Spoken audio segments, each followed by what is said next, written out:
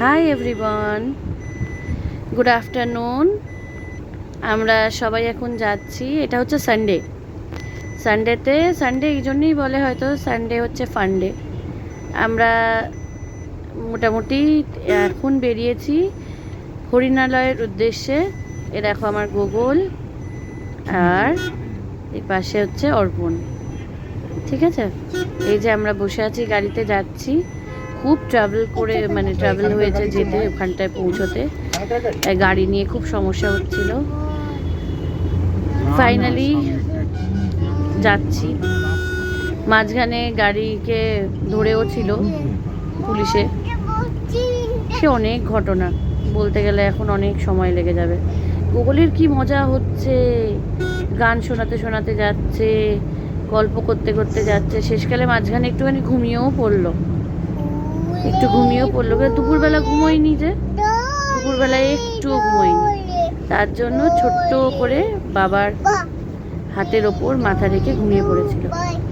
তারপরেও যতক্ষণ না ঘুমিয়েছে ততক্ষণ গান শোনাচ্ছে, গল্প করছে, মজা করছে। এইটা কেন হয়, ওইটা কেন হয়, ওইটা কেন নয়, কত কি ওর এইটুকুনি বয়সে, সবে 3+। ও এখন কত জানার ইচ্ছে মানে সেটা দরকারে অদরকারে বলে নয়। এ দেখো অর্পণ বসে আছে, সে অত ধ্যান জ্ঞান নেই ছেলেকে জিজ্ঞেস করছে কিনা, মা উত্তর দিয়ে যাচ্ছে। দেখো আমরা পৌঁছেছে, এখনো যাইনি, যাচ্ছি তখনও। আমাদের ফ্রেন্ডসদের কাছে পৌঁছে গেছি। এটা ফ্রেন্ডস কামও বলা যায় না, ফ্যামিলিই বলা যায়। ওদের সাথে আমরা যা ঘুরি বেড়াই সব কিছু করি, কেউ বলবে না ওরা আমাদের ফ্রেন্ডস, ওরা বলবে আমাদের ফ্যামিলির লোকের সাথেই আমরা সবাই ঘুরতে যাচ্ছি। হ্যাঁ, সত্যিই ফ্যামিলি। ওরা আমাদের খুব কাছে, খুব খুব খুব কাছের মানুষ। শ্রাইনি, চন্দন আর আমাদের ছোট্ট পাখি। দেখো এবার আমরা যাচ্ছি ওদের গাড়ি করে, আমাদের ক্যাবটা ছেড়ে দিয়েছিলাম। তারপরে যাচ্ছি এখন হরিণালয়ের উদ্দেশ্যে। গুগল যখন পাখিকে দেখতে পায় কি যে খুশি, তার ঠিক ছিল না। দুজনে মিলে কি বদমাইশি করবে। দেখো আমরা ফাইনালি পৌঁছে গেছি। দিদির হাত ধর, গিয়েই যা আনন্দ, যা মজা, দুজনের হাত ধরবে।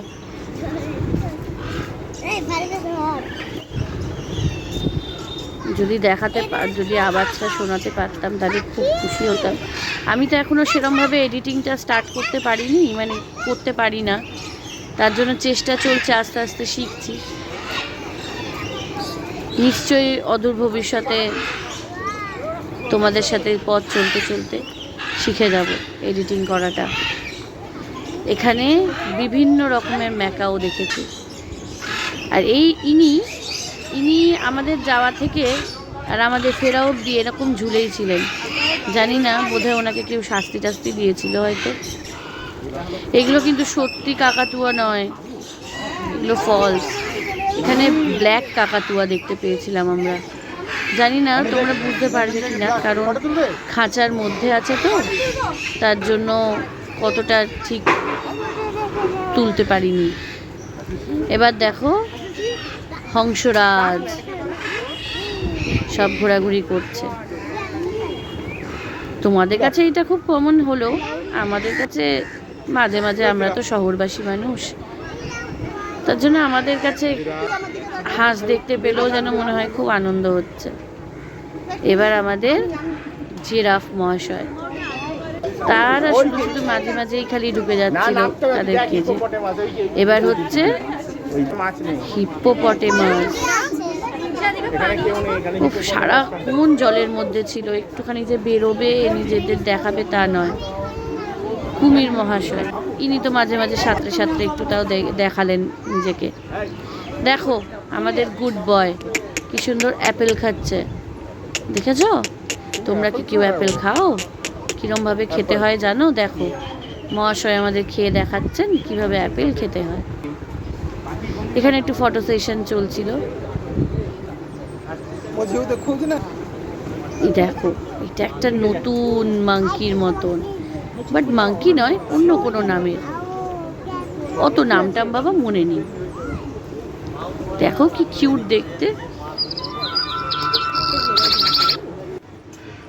বাইরে আছে এনাকে দেখো, ওইটাতে কেউ নেই। ইনি হচ্ছেন সব থেকে কিউটেস্ট একটা অ্যানিমাল ওখানে ছিল। মানে একে দেখে মনে হচ্ছিল সত্যিই ভেতরে ঢুকে ভালো করে আদর টাদর করে চুমু টুমু খেয়ে তবে বেরোই।